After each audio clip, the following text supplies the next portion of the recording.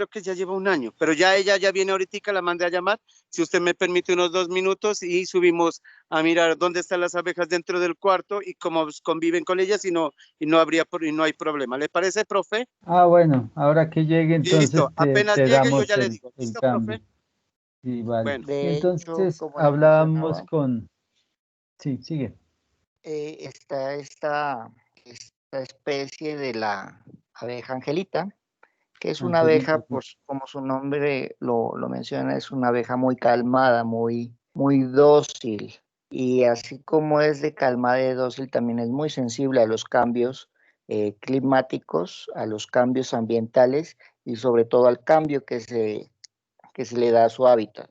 Entonces, aparte pues de que se obtiene de- del producto de ella, la miel es muy concentrada, muy dulce, los beneficios en cuanto a la salud que se obtienen también son muy buenos. Realmente es una de las especies que está extinguiéndose muy rápido debido a lo que le menciono, y también pues la gente no la ha sabido valorar porque como es tan dócil, la gente la toma y arremete muy fácil contra ella, y de verdad que es una pena ver que hay tantos o tan pocos, tan pocas colmenas de esta abejita. Y yo supongo que la que dice Fidel debe ser una abejita angelita, porque uno la mira y es como si fuera un No mosquito de creas, pequeñita. es de esa otra que te deja una ronchita. Ya te No, la sí, significa. porque hay las la especies angelita ni siquiera nativas que tiene no tienen aguijón, ¿no? Las especies aguijón, nativas. no tiene aguijón. Y Ángel- precisamente La, la la abeja, usted, Angelita tiene aguijón, Cristian. no tiene aguijón. Ya. No tiene aguijón y es de hecho la abeja lápiz mielífera es una combinación de la abeja africanizada o como se dice, Sí, una especie que ya se ha producido introducida. genéticamente, exacto, que no es de acá de la región, realmente como su nombre mismo lo dice, es de una región de África, del otro continente, y es asesina, realmente acaba con las otras especies nativas. Entonces, y es más, compite con otras especies de otras colmenas, de la misma especie.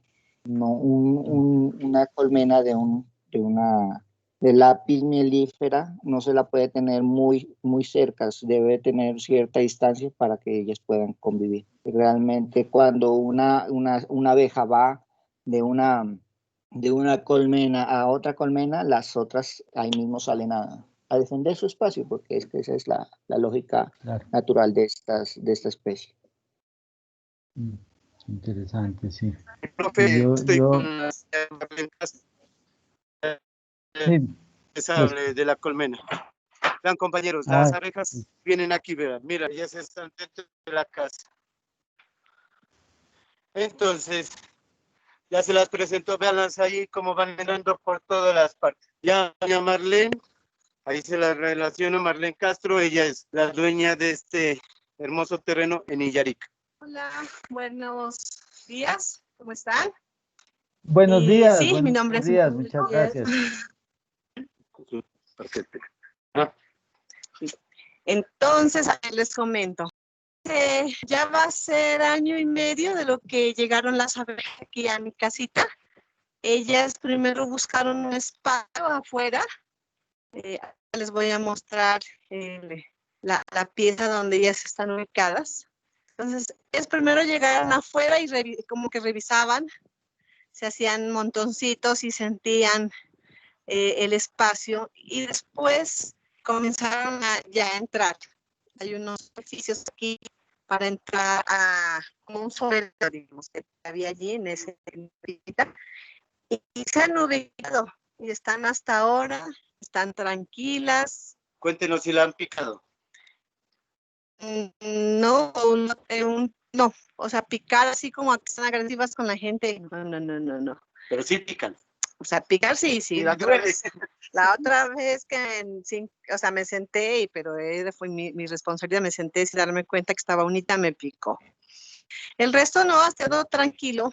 Son muchas abejitas. Parece que se reproducen bastante, porque cuando hace mucho sol, cuando está muy fuerte el sol, sí se ve una nube de abejitas. Ya cae polen por el cuarto, por la parte de abajo cae mucho polen y está comenzando a caer goticas de miel. Es algo muy hermoso que nos ha pasado y decidimos dejarles ese cuarto para que ellas ahí se mantengan. Ya les vamos a indicar el cuarto, vean. Nuevo para que las vean allá. Están ahí todas. De esas bravitas, pero si usted no las molesta, no pican, ¿no? Ahí las vemos. Y este es el cuarto que se les cedió. Ya vamos a mirar. Que estoy aquí abusando de la confianza de ella. Espérenme un rato.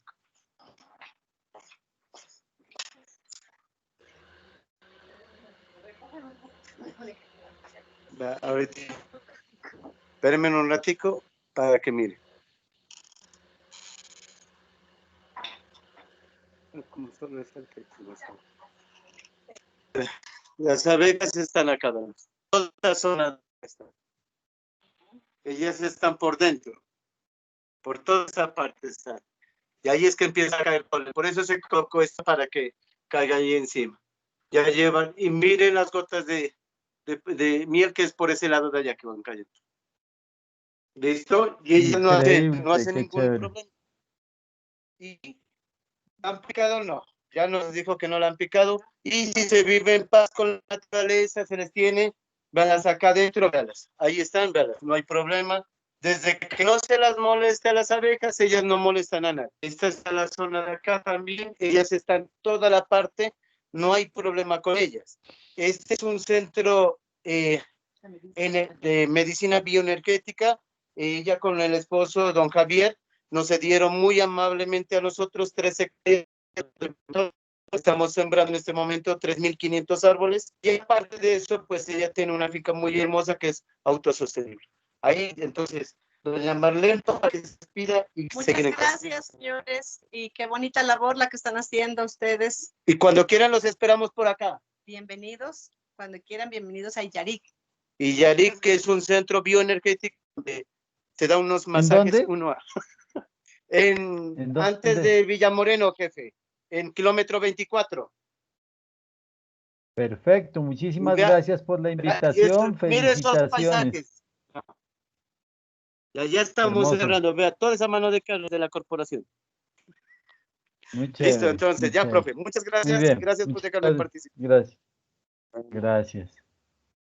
Muchas gracias a Fidel. Mire que la pandemia nos ha obligado a utilizar estos medios de comunicación con todas las desventajas que tiene el no poder estar frente a frente y compartir, pero también con la ventaja de podernos en un mismo momento estar comunicando desde distintos lugares, ¿no? Espaciotemporales. Aquí se quiebra la relación del espacio. Esto es un poco cuántico este momento. Estábamos anteriormente con la doctora Andrea Ramos desde Pereira, ahora Fidel desde Huesaco y ustedes que están en distintas zonas del departamento, que están en Consacá, que están en Huachucal, están en Túquerres, están en Ipiales, en fin, en distintas partes, aquí en Pasto, por supuesto, también. Muchas gracias por esa participación de ustedes, muy interesante y muy productiva. Bueno, vamos cerrando entonces esta fase de nuestro curso que creo que ha resultado muy enriquecedora para todos y vamos a retomar nuestro trabajo con una explicación. Esta es una presentación que tengo acerca de los residuos sólidos. Es en realidad bastante bastante extensa, pero la voy a pasar un poco rápido. Quiero que nos queden algunos elementos claves, especialmente porque la experiencia nos ha demostrado que este tema de los residuos sólidos es identificado como un problema ambiental recurrente en las instituciones educativas y de hecho en los problemas que ustedes han identificado para el trabajo que venimos desarrollando, pues está mencionado, ¿no? Después de que veamos rápidamente este tema de los residuos sólidos, vamos a tener un breve descanso. Espero que no dure más de media hora la presentación de los residuos sólidos. Tomamos un breve descanso, o sea que aproximadamente a las 12:15 vamos a descansar 15 minuticos, nos volvemos a reencontrar a las 12:30 para continuar con el trabajo del árbol de objetivos. Entonces voy a permitirme compartir esta pantalla con el trabajo de los residuos sólidos. Me confirman si se ve la presentación. ¿Sí se mira? Sí, profe. Vale, muchas gracias. Bueno, entonces vamos a entrar en unas definiciones generales. ¿Qué es un residuo sólido desde la perspectiva de la normatividad? Entonces, quiero que recuerden, esta norma es muy importante para nosotros, el decreto 1076 de 2015, es el decreto único reglamentario del sector ambiente y desarrollo sostenible. En esta norma están compilados todos los temas que tienen que ver con los aspectos ambientales. Y por supuesto el tema de los residuos sólidos no escapa de eso. Yo les recuerdo que antes del 2015 la amplia legislación colombiana estaba dispersa. Aquí hicieron un ejercicio de compilar en un solo documento toda la reglamentación relacionada con los temas ambientales. Entonces, ¿qué dice que es un residuo sólido? Es cualquier objeto, material, sustancia o elemento, principalmente sólido, resultante del consumo o uso de un bien en actividades domésticas, industriales, comerciales, institucionales o de servicios que el generador presenta para su recolección por parte de la prestadora del servicio público de aseo. Aquí, esta conceptualización de residuos sólidos lleva implícito otros elementos, lleva implícito un elemento que es el generador, que es otro concepto, lleva implícito un proceso de recolección por un prestador del servicio, que es otro elemento a tener en cuenta, ¿no? Entonces aquí, además de entender lo que es un residuo sólido en sí mismo, que es ese objeto, material, sustancia, ¿no?, resultante del consumo de un bien o de una actividad, que nos la plantea en varios sectores, pues doméstico, industrial, comercial, institucional o de servicios. Plantea también la aparición de un actor que es el generador, como podríamos ser nosotros, de otro actor que es el que hace la recolección, ¿no?, y de otra entidad, de otro actor que es quien presta un servicio público de aseo. Aquí ya hay varios elementos. Para los residuos sólidos tengo este mapa mental que pues el análisis de cada uno de los componentes de los residuos sólidos pues da para todo un curso, pero aquí vamos a hacer una brevísima y sucinta explicación. Entonces quiero que tengamos en cuenta algunas definiciones importantes. ¿Qué es el aprovechamiento? De eso hemos hablado, ¿no? Incluso ustedes vi en su árbol de problemas, algunos hablaron de la generación de residuos, otros ya hablaron del aprovechamiento. Entonces, para que vayamos entendiendo qué es el aprovechamiento en el marco de la normatividad vigente en Colombia. Entonces, aquí es el aprovechamiento en el marco de la GIRS. Entonces, entender qué es primero la GIRS. La GIRS es la gestión integral de residuos sólidos. Entonces, ¿qué es el aprovechamiento en el marco de una gestión integral de los residuos sólidos? Es la reincorporación de los materiales recuperados al ciclo económico y productivo de manera eficiente mediante el manejo adecuado de los residuos sólidos que conlleva beneficios de distinto tipo, sanitarios, ambientales, sociales y económicos. ¿Y qué es el aprovechamiento en el marco del servicio público de aseo? Ya es dentro del rol de las entidades del Estado responsables. Son todas actividades dirigidas a efectuar tres fases importantes. Una, recolección; otra, transporte; y otra, separación, cuando haya lugar, de los residuos que serán destinados a procesos de reutilización, reciclaje o incineración en el marco de la gestión integral de residuos sólidos. Entonces, el aprovechamiento pues es uno desde la perspectiva general de la gestión integral de los residuos sólidos y otro desde la perspectiva de las entidades que prestan el servicio público de aseo. ¿Qué es un centro de acopio? Son unas instalaciones de almacenamiento temporal o transitorio de residuos sólidos generadas, ubicadas en las instalaciones del generador. El generador es quien produce el residuo, ¿no? Esto se da más a nivel industrial, ¿no? Entonces, antes de que pase la persona que se va a encargar de la disposición final del residuo, el centro de acopio está en las mismas instalaciones del generador. En nuestra casa, pues son el centro de acopio son lo que denominamos nuestros tarros de basura. En las unidades residenciales, en los conjuntos residenciales, generalmente tienen también dispuestos, ¿no?, unos tanques, unos depósitos grandes donde todos los vecinos van y depositan el material hasta que pasa pues la ruta que nuestra ciudad, por ejemplo, está ahí determinados días por los sectores, sería nuestro pequeño centro de acopio. Hay también centros de recolección selectiva donde se hace en función de la separación en la fuente, se reciben pues los residuos sólidos aprovechables.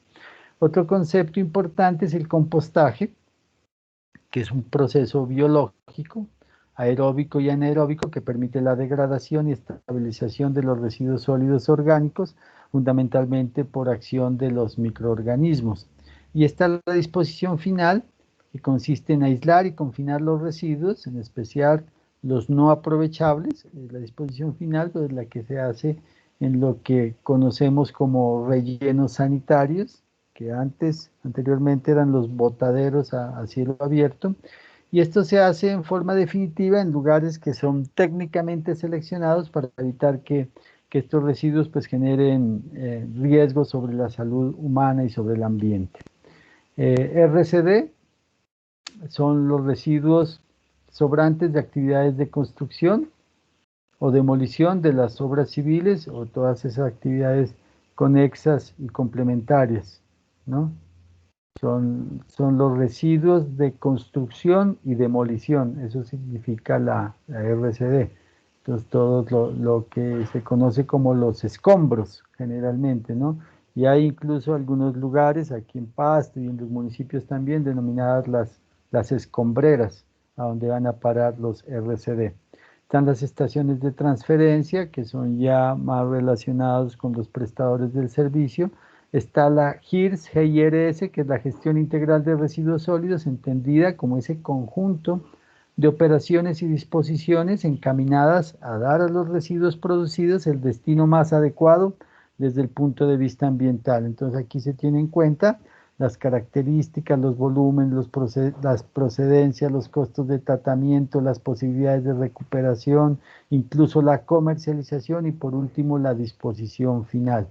Y tenemos en cuenta otro concepto también muy importante que es el reciclaje. Alrededor de esto suelen existir algunas confusiones, ¿no?, en lo que es reciclar, reusar, reutilizar. Entonces aquí es bueno que tengamos nosotros muy claro estos aspectos porque de la claridad que nosotros construyamos alrededor de estos elementos va a depender también la claridad que nosotros podamos transmitir a nuestros estudiantes, a nuestras comunidades educativas. Entonces, ¿qué es el reciclaje? Es un proceso para aprovechar y transformar los residuos sólidos recuperados devolviéndole a los materiales su potencialidad de reincorporación a un ciclo productivo como materia prima. Esa última parte es muy importante, ¿no?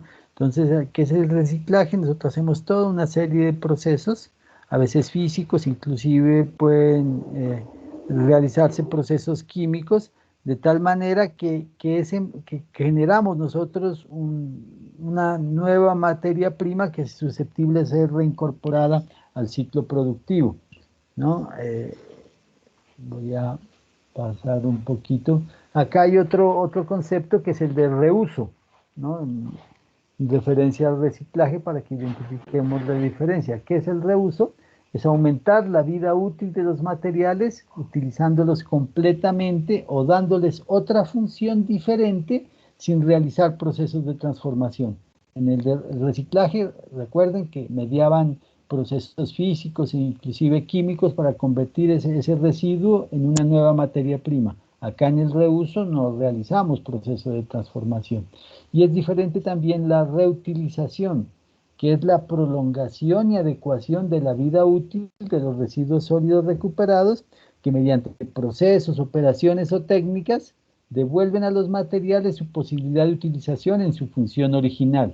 Aquí la reutilización es que podemos aplicar algunas técnicas físicas o químicas, pero ese material vuelve a cumplir su función original. En el reciclaje lo que lo hacemos es, lo volvemos a una nueva materia prima. Y en el reuso es que ese mismo material, sin hacerle, sin que medien pues procesos, operaciones o técnicas, simplemente los volvemos a usar. Por ejemplo, un caso del reuso es la ropa de segunda, por ejemplo, ¿no?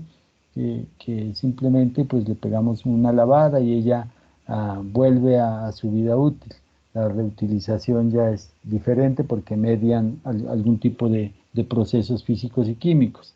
Pues la diferencia en algunas ocasiones suele ser un poco sutil, porque alguien me dirá que el lavar un material pues implica algún proceso donde al utilizar jabones y eso pues hay un proceso químico. Bueno, es cierto, pero acá hablamos que la reutilización ya se utilizan técnicas, ¿no? Y procesos y operaciones que devuelven a los materiales esa posibilidad de utilización. El residuo peligroso es un concepto importante que mencionemos. Por ahí charlaba en esta semana con algunos de ustedes que están avanzando en sus proyectos de investigación e incorporaban incluso este término en su trabajo de grado. Y el residuo peligroso es entendido como aquel residuo que contiene unas características que eventualmente pueden causar daño, ya sea en forma directa o indirecta, tanto a la salud humana como al ambiente en términos generales. Y en ese orden de ideas, pues existen varias clasificaciones, ¿no? para los residuos, pero la más aceptada está esta entre los residuos sólidos no peligrosos, los peligrosos y los especiales. Hablando un poco de los no peligrosos, tiene a su vez una clasificación que son los residuos orgánicos y los inorgánicos, ¿no? Entre los orgánicos pues podemos contar el papel, el cartón. Entre los inorgánicos pues está el plástico, el metal, el vidrio. Y hay un momento muy importante que ayuda en todo este proceso de la gestión integral de los residuos sólidos, que es la separación en la fuente, ¿no? Y para eso pues existen unas normas técnicas en nuestro país que determinan cómo se deben disponer, incluso los puntos ecológicos que llaman, que existen en algunas instituciones educativas en relación a los recipientes y a los distintos colores que existen para disponer los residuos. Yo aprovecho este momento para comentarles que yo tuve la oportunidad de viajar a Corea del Sur, enviado por el gobierno de Colombia. El gobierno de Colombia escogió 5 funcionarios de distintos lugares del país. En esta ocasión había un funcionario de Barranquilla, había otra persona de La Guajira, había 2 personas de Bogotá y estaba yo de acá de la ciudad de Pasto, en un convenio o en una oferta que hacía el gobierno de Corea a algunos países suramericanos. Entonces fuimos a participar de un curso de, precisamente de la gestión de los residuos sólidos. Estuvimos en Seúl principalmente y en algunas ciudades aledañas. En ese curso participamos 15 funcionarios de gobiernos latinoamericanos, entonces había funcionarios de Bolivia, de Paraguay y de Colombia. Entonces yo fui uno de los participantes de ese curso. Estuvimos en Corea del Sur, y que es uno de los países a nivel mundial que mejor hacen el manejo de los residuos sólidos. Y un elemento importante a tener en cuenta es la matriz de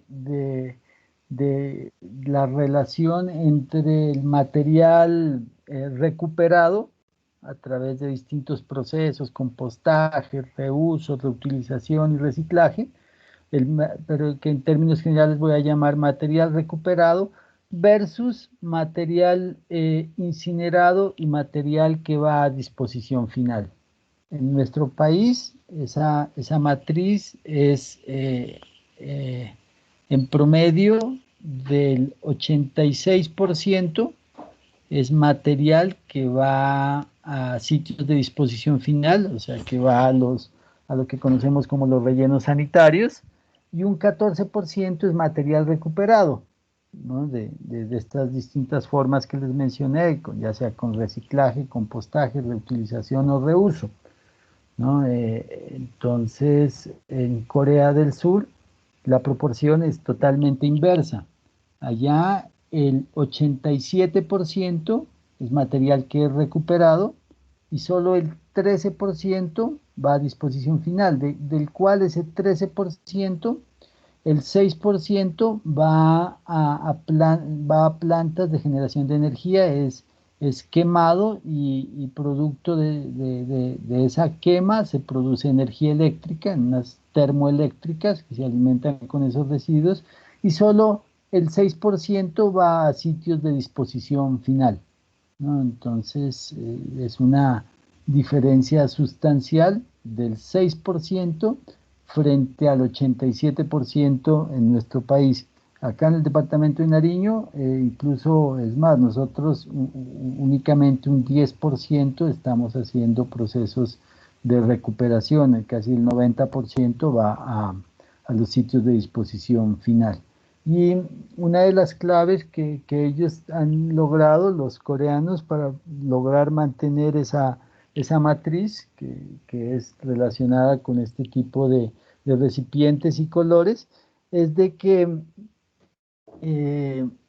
ya viene como en el, diríamos, como en el chip del coreano, la separación en la fuente, ¿no? Ellos tienen allá, así como nosotros tenemos en nuestra casa o tenemos en los conjuntos residenciales, la mayoría de las personas en esas grandes urbes viven en unidades residenciales, ¿no? Y entonces en cada unidad residencial hay 7 colores. Allá se manejan siete distintos colores, y cada color corresponde a un tipo de residuos. Hay que recordar que Corea del Sur es uno de los países con mayor desarrollo tecnológico del mundo, con un Producto Interno Bruto muy superior incluso a los de los Estados Unidos, con una calidad de vida altísima, son muy tecnificados. Ustedes recuerdan, allá están las fábricas bases, los orígenes de empresas como Samsung, como Kia, como Kyocera, grandes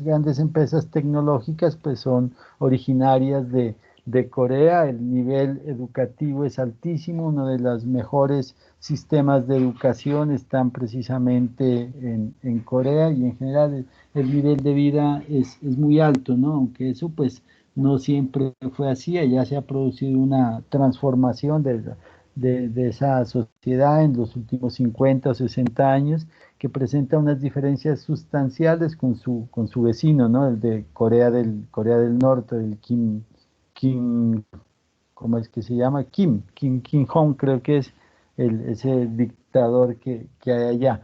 Entonces, en Corea del Sur, con esa super tecnología que tienen, todos disponen en 7 colores y desde los niños más pequeñitos, desde los primeros momentos del preescolar, incluso desde las casas, ya les van enseñando a ellos la necesidad de separar en la fuente y de colocar cada tipo de residuo en el recipiente que corresponde, ¿no? Y entonces ellos incorporan eso y les parece inconcebible que alguien, por ejemplo, bote una basura en la calle. Eso está tan arraigado en su estructura conceptual y en su esquema de valores que, pues eso se sale de cualquier consideración que alguien no lo haga así. Eso ya forma parte, podría decir, de su ADN. Y aprovechando pues los desarrollos tecnológicos, existen empresas especializadas para la recolección de cada uno de los sectores. Por poner un ejemplo, un contenedor de papel y de cartón. Entonces, hay una empresa que solo recoge eso y se encarga a su vez de procesarlo. Los que recogen vidrio es una empresa diferente, ¿no? Y encargada de procesar eso. Y todas son empresas privadas, eso es lo otro que hay que decir.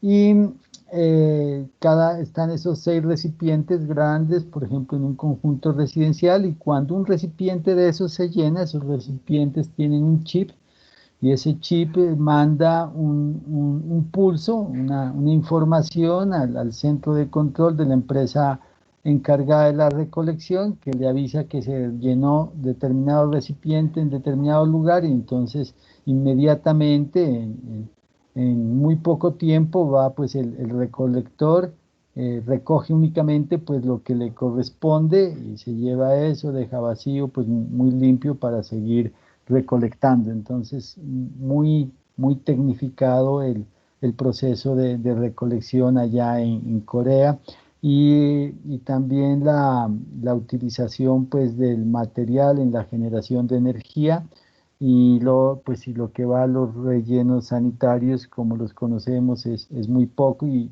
los rellenos sanitarios que existen pues son supremamente tecnificados. Ustedes recordarán que en Corea se hizo el mundial de fútbol, el mundial de Corea y Japón, y precisamente el estadio principal donde se jugó la final de ese campeonato mundial está hecho sobre un relleno sanitario, sobre lo que fue un relleno sanitario que se rehabilitó.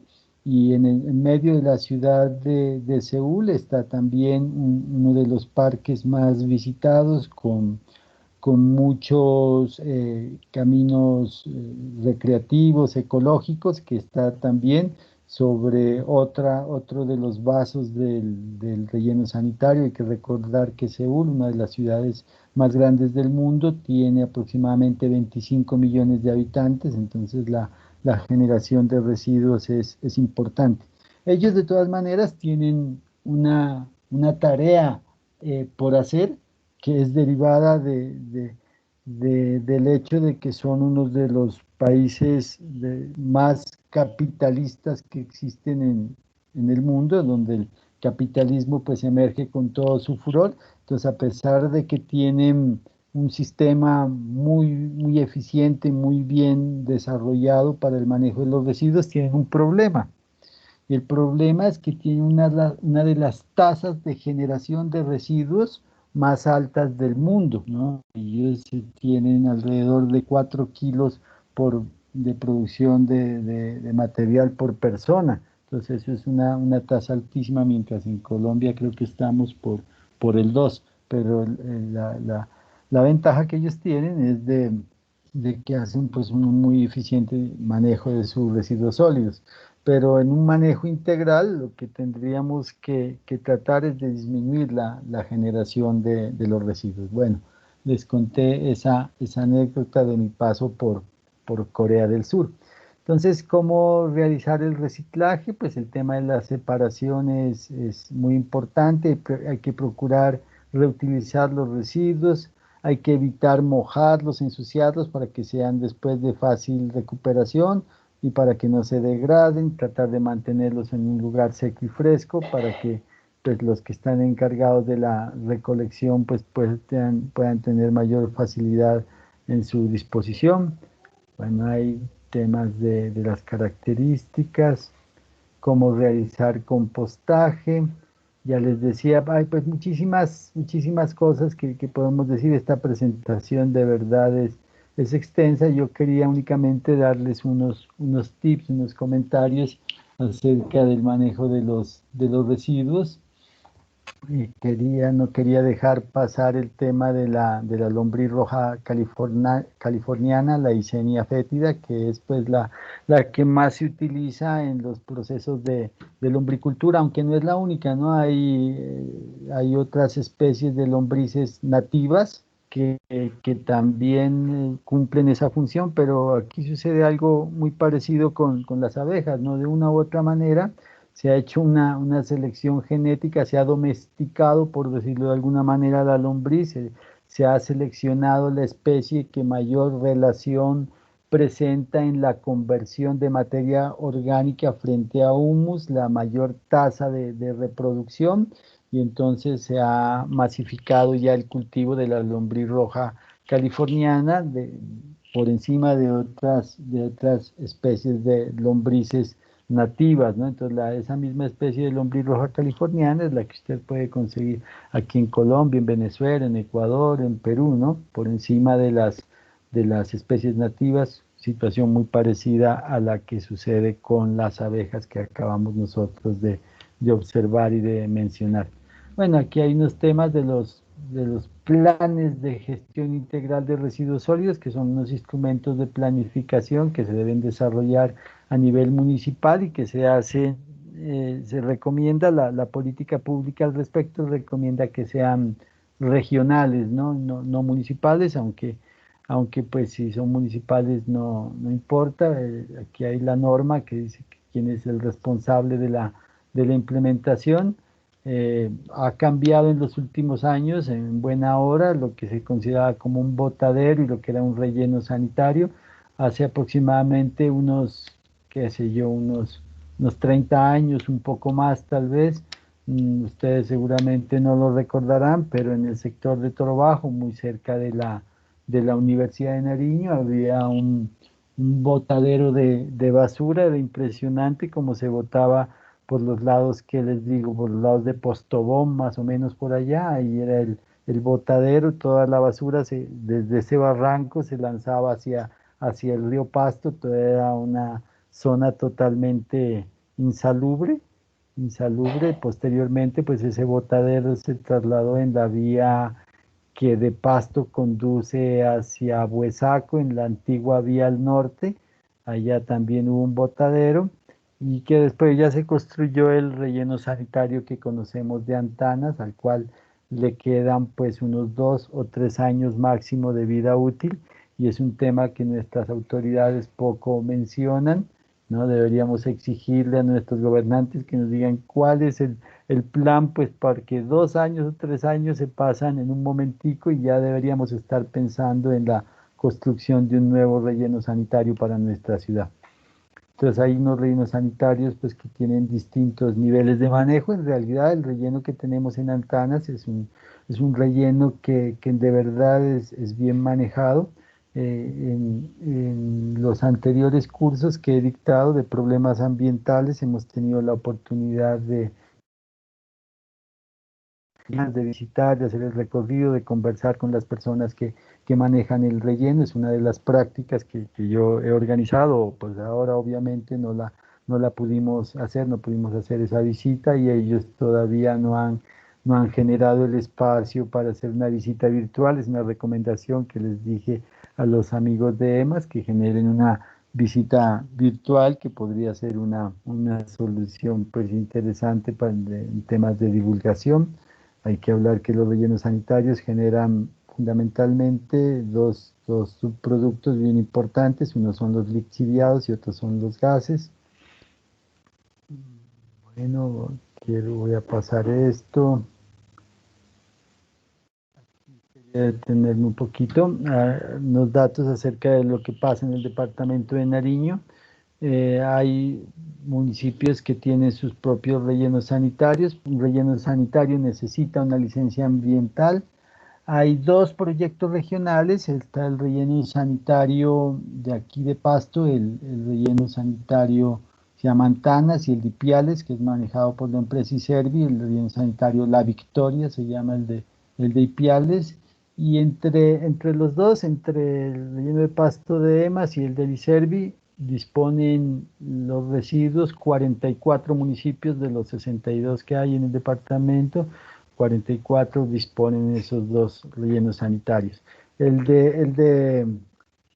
relleno La Victoria ha tenido muchísimos problemas, ha sido cerrado en varias ocasiones por inadecuados manejos, y Servi parece ha sido una entidad demasiado politizada, y han puesto al frente en algunos momentos del pasado a personas que pues no eran las más competentes, y entonces la administración que se le ha dado a ese relleno sanitario regional no ha sido la más conveniente, un poco a diferencia de lo que ha pasado en el de Antanas, que pues en honor a la verdad se ha manejado de forma correcta, ¿no? Pero un dato nomás, aquí al relleno sanitario de Antanas llegan diariamente, no es a la semana ni al mes, diariamente, 12.300 toneladas, frente a 220 toneladas que llegan al relleno de EMAS. Unas cantidades impresionantes. Los residuos peligrosos, los conocemos como los RESPEL. Aquí entran en esta categoría los residuos, los corrosivos. Sí, Profe, disculpa una preguntita. Es que se cortó lo que estaba comentando. Yo al menos no lo escuché. ¿Cómo es la cantidad de toneladas de basura que producen Tanas? Y usted habló de una cifra, 12.300. ¿Quién las produce? Perdón. se producen en alrededor de 30 municipios del departamento que disponen sus residuos en Antanas. Antanas recibe recibe los residuos de alrededor de 30 municipios del departamento, ¿no? Y en Iservi, en el relleno La Victoria, aproximadamente 14 municipios de la exprovincia de Obando y aledaños. Entonces, eso, unas cantidades muy grandes. Profe, discúlpeme, las cantidades, las toneladas de basura que recibe Antanas diarias, ¿cuántas fue que dijo? Perdón. 12.300 toneladas. Gracias. Claro. Sin embargo, me deja usted pensando, usted que presta detalle a estos números, me deja pensando, y lo voy a confirmar ahorita, porque podrían, no, sí, pues serán 12 toneladas, pensaba yo, 12.3, no, un solo carro de esos compactador, un solo carro, creo que son 8 toneladas, un solo carro. 8 toneladas son, profe, Por carro. Imagínense, eso por entran carro. carros todos. Solo lo de aquí de Pasto, imagínense, estamos hablando por carro. Sí, no, está bien, esos son los datos. Estos datos son de una presentación de la corporación. Impresionante, Profe, y ahí 12.300 toca tener en toneladas de... cuenta las volquetas que entran de los municipios. Más o menos cada una son de 7 toneladas, pero a ras, ¿no? Y ellos le colocan tablas subiendo el tonelaje. 3 toneladas más alcanzan, o sea, más o menos 10 toneladas por camión, por volqueta, perdón. Exacto, lo que llega a los municipios, lo que les decía, que son un poco más de 30 municipios los que disponen en Antanas. Todos los días están llegando carros de todas partes. Están los residuos peligrosos, volviendo, está el tema cuáles son las categorías de los peligrosos, los corrosivos, los reactivos, los explosivos, tóxicos, inflamables, biológicos. Bueno, esta presentación la voy a colgar en los archivos para quien la quiera ver con mayor nivel de detalle. Como les digo, son cerca de 50 diapositivas, pero creo que en lo fundamental, los conceptos fundamentales que quería compartirles ahí están. Entonces son las 12:20, nos vamos a tomar en este momento un descanso, y vamos a volver a las 12:35. ¿Sí? ¿Alguien me iba a decir algo? Es que quería hacerle una pregunta sobre lo que nos expuso ahorita. Sí, ¿Sí me dígame. escucha? Sí, sí, la escucho. Bueno, profe, verano, yo tenía una inquietud respecto a lo del PEGIRS, que si en estos planes de gestión de residuos sólidos también se puede incluir la gestión de los RESPEL, de los residuos peligrosos, o se debe trabajar en documentos aparte. Y la otra es respecto a lo mismo, pero, o sea, que si estos PEGIRS están normalmente vinculados al PRAE de una institución educativa o al PRAU en caso de las universidades, o se pueden manejar como documentos aparte, o necesariamente tienen que ir ligados al PRAE. Bueno, los PEGIRS son municipales, ¿no? Tienen ese ámbito que es ser municipal y tienen una responsabilidad las autoridades de cada municipio de generarlos en primer lugar. Entonces, lo que tiene que hacer el PRAE es articularse al PEGIRS, no es al revés, ¿no? El PRAE se articula al PEGIRS en la medida de que el PRAE tenga como objeto problemático pues los residuos sólidos. Entonces, si una institución educativa tiene el problema de los residuos sólidos, lo que tiene que hacer es conocer obviamente cuál es la política de su municipio frente a la gestión integral de los residuos sólidos y articular sus acciones en relación a ese instrumento de planificación que en última se convierte en una política pública para el municipio.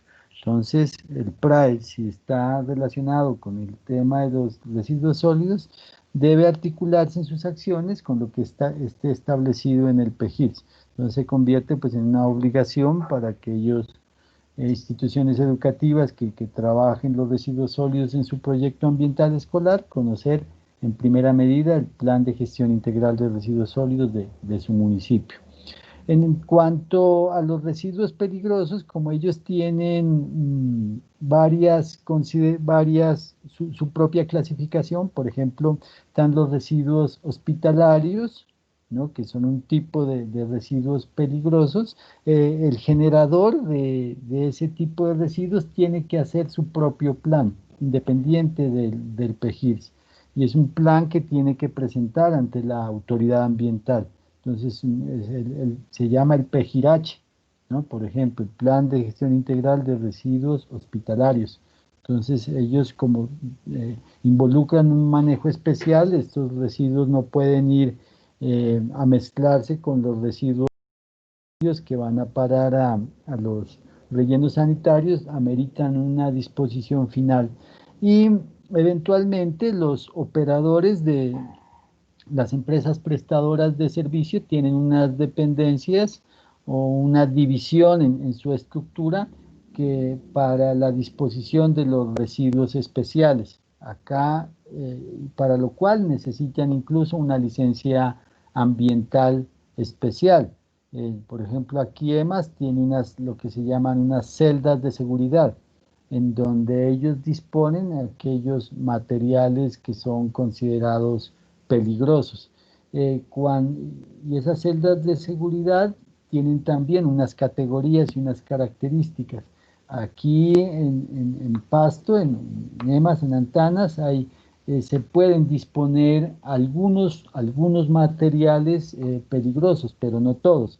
Pero la empresa EMAS, como tiene otras sucursales en otros lugares del país, y como digamos, como la sede principal de EMAS está en Manizales, allá sí tienen todo el rango de celdas de seguridad donde pueden recibir cualquier tipo de material peligroso. Entonces, cuando hay algún material que no es susceptible de ser dispuesto en las celdas de seguridad de aquí de Antanas, pues la empresa EMA se encarga de enviarlo a una celda de seguridad en Manizales. Y hay otras empresas que están autorizadas para disponer los residuos peligrosos, especialmente hospitalarios, que lo que hace es incinerarlos. Aquí, por ejemplo, hay únicamente unas 2 o 3 empresas. Yo recuerdo a Salvi, por ejemplo, que entonces tienen las incineradoras.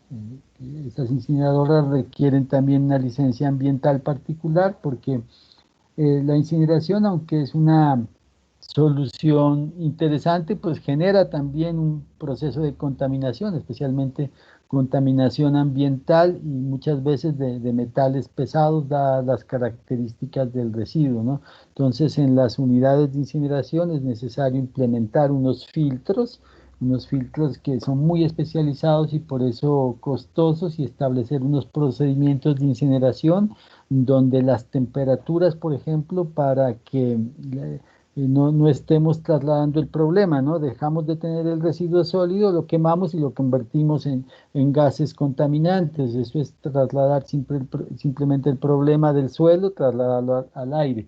Entonces se tienen que dar unas consideraciones particulares. La temperatura, por ejemplo, y el tiempo de combustión deben ser muy rigurosos. Se necesita, por ejemplo, temperaturas que superen los 1000 grados centígrados y en un corto tiempo de quema. Entonces le aplican una super temperatura en unos tiempos cortos para que desintegren el material, para que lo vuelvan inocuo, con unos filtros en las chimeneas muy especializados, que después esos filtros ya van a parar obviamente a celdas de seguridad. Entonces necesitan los generadores de esos residuos su propio plan de gestión integral de esos residuos peligrosos, de los RESP. No sé si respondí la pregunta. Sí, profe, lo que pasa es que pues yo tengo entendido que en la universidad ahorita está el documento del PEGIRS, pero ese a su vez tiene una parte de los residuos peligrosos, pero pues en este caso de la universidad no son hospitalarios, sino residuos químicos peligrosos. Entonces, Sí, claro, los del lo laboratorio contemplan, y esas cosas. lo contemplan dentro del PEGIRS, pero pues pensé que de pronto legalmente, pues no sé, pensé que legalmente tendría que haber otro documento o pues cuál es la manera correcta como de tener esa documentación. Porque, por ejemplo, en la universidad ahorita tampoco hay PRAU, ¿no? Lo del No, proyecto ambiental está en universitario. Entonces, proceso de construcción. Ujú. ajá, entonces no sé si em, al final estos dos factores pues se tienen que ligar y el uno va a ser parte del otro. Sí, claro, tienen que ligar, ¿no? En realidad, el proyecto ambiental universitario pues tendrá que girar alrededor de un problema que la comunidad universitaria identifique como prioritario, ¿no? Eso, y de todas maneras, el tema de los residuos sólidos pues no puede abstraerse de eso. Inclusive la universidad pues ha tenido que sufrir o ha sido objeto pues de unas sanciones y multas relativamente graves por la mala disposición en el pasado que ha hecho de esos elementos, ¿no? Del laboratorio, porque se echaban simplemente por el alcantarillado y parece que esa era como la tendencia de todos, ¿no? Ya lo eché al alcantarillado, el problema desapareció. Ya, como ya no lo veo, creo que no existe. Y eso llegaba pues directamente al río Pasto, entendiendo que pues esa carga contaminante de los insumos utilizados en las prácticas químicas pues es grave, de alta contaminación. Hoy por hoy pues ya se hace otro tipo de manejos, pero sí, entonces nuestro plan de gestión integral de residuos sólidos contempla, para el caso de la universidad, tiene que contemplar pues el la disposición de estos elementos, y si el PRAU está articulado en los residuos sólidos, tiene que integrarse también. Pues. Ya. Muchas gracias, profe. Con mucho gusto. Entonces, vamos a suspender un momentico, son 12:30, 12:45 nos volvemos a encontrar, ¿vale? Listo, profe, gracias. Listo, chao, hasta luego. Gracias, profe. Hasta luego. Chao. Hasta luego. Chao, profe.